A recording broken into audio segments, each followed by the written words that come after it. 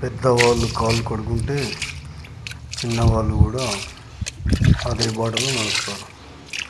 పెద్దలు ఏం చేస్తే చిన్నపిల్లలు కూడా అదే చేస్తారు. చూసి నేర్చుకుంటారు. మంచి చేస్తే మంచి వస్తుంది, చెడు చేస్తే చెడు వస్తుంది. ఈ బుడ్డోడు చూడండి, నేను కాలు కడుక్కుంటే అతను కూడా కాలు కడుక్కుంటున్నాడు. అతనికి కడుక్కోవడానికి రాకున్నా కానీ ఎలా కడుక్కున్నాడు చూడు. అంటే పిల్లలు మనం మంచి చేస్తే మంచిగా చేస్తారు. వాళ్ళు చూడు, నేను కాళ్ళు కడుక్కున్నాడు లేవట్లేదు, అయినా సరే నేను కాళ్ళు కడుక్కుంటే అతను కూడా కాళ్ళు కడుక్కోవాలని ప్రయత్నిస్తున్నాడు. ఇక్కడున్న నీళ్ళు అక్కడ పోస్తున్నాడు.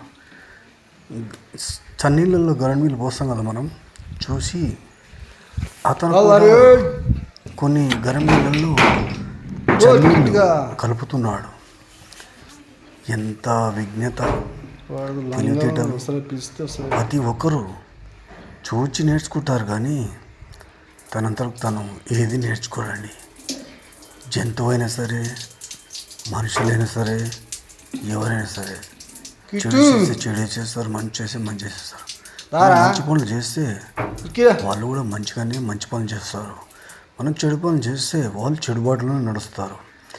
జంతువులు కూడా మాటలు రాకుండా అవి మంచి చేస్తే మంచి చేస్తే, చెడు చేస్తే చెడు చేస్తాయి. ఎందుకంటే ప్రతి ఒక్కరు, ప్రతి జంతువు, మనుషులు కూడా జంతువు లాంటి వాళ్ళే, కాకపోతే మాట్లాడతారు. జంతువులు మాట్లాడవు, మనుషులు మాట్లాడతారు. మనము ఒక రకమైన జంతువులమే, కాకపోతే కొంచెం విజ్ఞత ఉంది, మాట్లాడగలుగుతాం. జంతువులు మాట్లాడలేవు. సేమ్ అందరూ ఒకటే. జంతువులు ఎంతో విశ్వాసంగా ఉంటాయి. మనుషులకు మాటలు వస్తాయి కాబట్టి ఫుడ్ మొత్తం తింటారు. అదే జంతువులు స్వచ్ఛమైన గడ్డి ఏది తినాలో అదే తింటాయి. మనుషులు అలా కాదు, మొత్తం కల్తీ చేసుకొని తింటారు. వాటర్ కల్తీ, ఫుడ్ కల్తీ, ప్రతి ఒక్కటి కల్తీ. ఎందుకంటే మాటలు వస్తాయి కాబట్టి ఇది మనం కల్తీ చేసుకొని తింటే.